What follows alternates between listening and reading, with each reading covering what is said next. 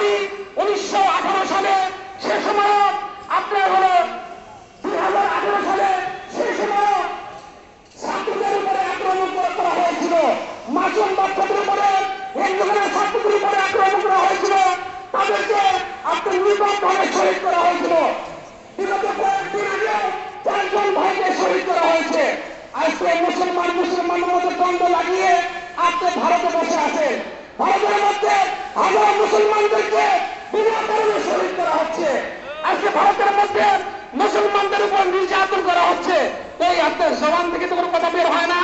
আজকে মোদীর সাথে আপনি আদাত করে আপনার ঘরে আরামে বসে ওদের সাদের পক্ষ থেকে সাতপন্থী হয়ে আপনার লিডার সেজে বাংলাদেশের মুসলমান ভাইদেরকে আপনি বাতিলের গ্রুপে আপনি নিয়ে যাচ্ছেন।